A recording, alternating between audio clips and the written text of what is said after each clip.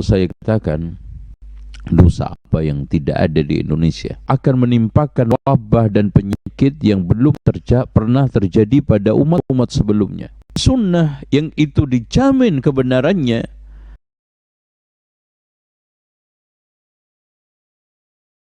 ahlul qura walau anna ahlul qura amanu wattaqau walau anna ahlul qura amanu wattaqau lafatahna alaihim barakatim minas sama'i wal ardh. Penduduk negeri ini beriman dan bertakwa dan mudah melakukan pelanggaran, kemaksiatan dan berbagai macam penyimpangan. Kalau saya katakan dosa apa yang tidak ada di Indonesia, malah kalau kita membuat kamus dosa-dosa seluruhnya lengkap di Indonesia. Perbuatan kaum Lot ada, perjudian, ya, pemabuk, ya, orang tidak sholat, ya, pembunuhan, semuanya. Makanya di sini yang sulit untuk dicarikan solusinya. Bahkan bencana politik, bencana sosial, bencana ekonomi sulit kita temukan. Jawabannya, Ali Wasallam berwasiat kepada kaum muhajirin dan ya ma'asyiral muhajirin khamsun idza tulibtum bihinna wa'udzu billahi an tudakah ada di negeri kita, di sekitar kita? Jawabannya, coba dengarkan dengan seksama sabda Rasulullah yang mulia ini yang dikeluarkan oleh Imam Ibnu Majah di dalam sunannya dengan sanad yang sahih, disahihkan oleh Syekh Al-Albani dan yang lainnya. Lam tadhuril fahishatu fi qaumin qat hatta yu'linu illa fasha fihim at-ta'un wal awja allati lam takun madat fi aslafihim alladhina madaw. Tidaklah kekejian berupa perzinaan di dalam satu kaum merajalela, melainkan Allah akan menimpakan wabah dan penyakit yang belum pernah terjadi pada umat-umat sebelumnya. Subhanallah.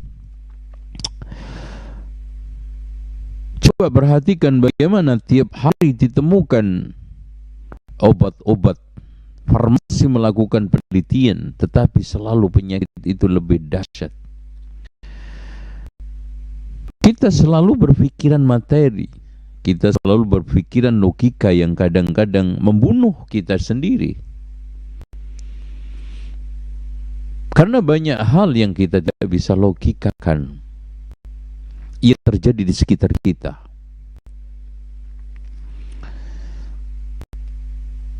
Kemaksiatan yang kita lakukan, baik itu berupa perzinahan atau homoseksual atau lesbi, yang semua teksnya adalah wala taqrabuz zina innahu kana fahishatan wa sa'a sabila.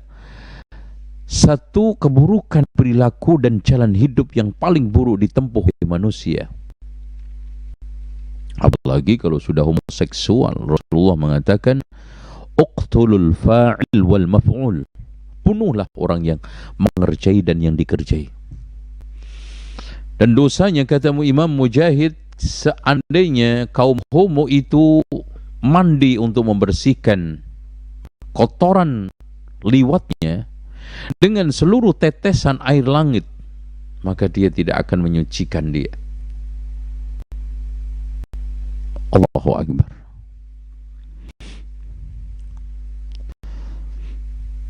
Makanya kata Rasulullah sallallahu alaihi wasallam, "Idza dhahara fi ummati ma dhahara bil umam." Kalau sudah tampak pada umat ini yang telah merajalela pada umat sebelumnya, tunggu kehancurannya. Idza kanatil fahishatu fi kibarikum. Kalau kekejian itu didominasi oleh orang gedongan di antara kalian. Kenapa? Karena dulu zina itu hanya dilakukan oleh budak. Wal mulku fi sigharikum, kekuasaan dipegang oleh orang-orang kecil-kecilan di antara kalian. Wal ilmu fi radhalatikum, ilmu dipegang oleh orang-orang rendahan di antara kalian. Yang disebut dalam hadis Rasulullah riwayat Ibnu Majah, yaitu Ruwaibidah. Ar-rajulu tafih yatakallamu bi amril amah, orang yang kerdil ilmunya sok bicara di dalam masalah-masalah umum, masalah-masalah kaitannya dengan publik, kebutuhan publik, baik itu agama dan yang lainnya. Sehingga bencana dan musibah datang bertubi-tubi tanpa ada solusi dan malah menimbulkan berbagai macam kesulitan hidup. Yang kedua, bencana yang telah diprediksi oleh Rasulullah SAW. Kedua adalah walam yamna'u zakata amwalihim illa muni'ul qatra minas sama falawla al-bahaim lam yumtaru. Tidaklah mereka menghalangi zakat malnya, melainkan Allah akan halangi hujan turun dari langit. Kalau seandainya bukan karena sayang sama hewan ternak, Allah tidak akan bakal menurunkan hujan.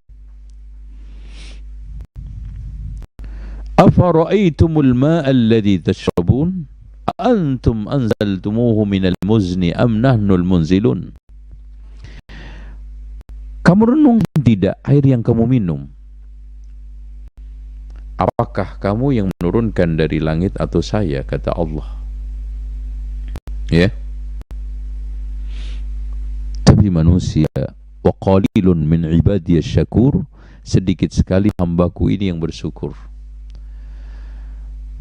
Dan semua akan dimintai pertanggungjawaban oleh Allah. Thumma tus'alun yawma idzin 'anil na'im. Ya.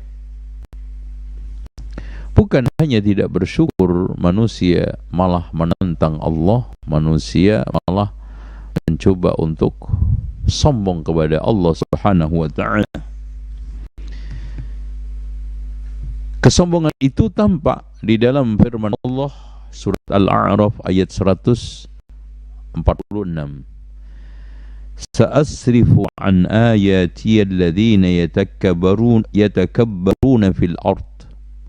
Aku akan palingkan ayat-ayatku dari orang yang sombong di muka bumi. Bighairil haqq. Kesombongan itu digambarkan oleh Rasulullah, batrul haq wa ghamdun nas, menolak kebenaran, meremehkan orang. Akhirnya wa ayyarau ayatan wa ayyarau kulla ayatin la yu'minu biha.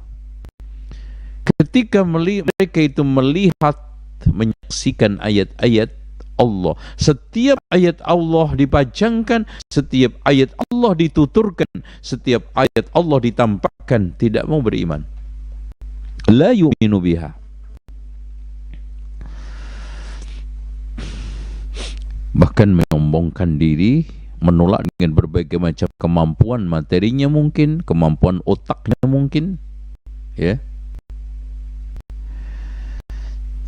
Seperti Qarun, inna utituhu min ilmin indi, saya kaya raya ini semua kan karena ilmu saya.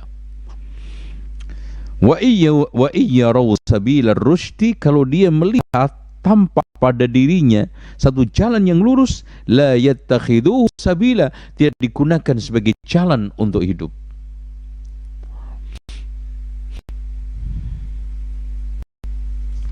Ya. Wa iyaraw sabilal ghayyi, tapi lucunya kalau dia itu mendapati jalan yang bengkok, yattakhidu sabila, dia jadikan sebagai pedoman hidup. Coba bayangkan, ada jalan lurus, cara untuk menghubungkan manusia dengan manusia, yaitu menikah, tidak diikuti, ditinggalkan. Malah sekarang yang bengkok, jalannya kaum Lut, dipakai untuk jalan hidup. Ini adalah ciri-ciri orang sombong yang disebutkan oleh Allah di dalam surat Al-A'raf tersebut. Ditunjukkan jalan Al-Quran dan Sunnah yang itu dijamin kebenarannya. La ya'tihil batilu min baini yadayhi wa min khalfi, tidak akan tertimpa kebatilan sebelum dan setelah turun. dicampakkan. Wa qala ar-rasulu ya qaumi ittakhadhu hadzal qur'ana mahjura. Rasul mengatakan, ya Allah, sungguh kaumku menjadikan Al-Quran ini sesuatu yang dicampakkan. Sementara kitab-kitab yang menyimpang, kitab-kitab yang tidak bernilai dijadikan pedoman. Dzalika bi annahum kadzdzabu bi ayatina, mereka itulah yang mendustakan ayat-ayat Allah, wa kanu anha ghafilin, terhadap ayat-ayat Allah itu mereka lalai. Baik.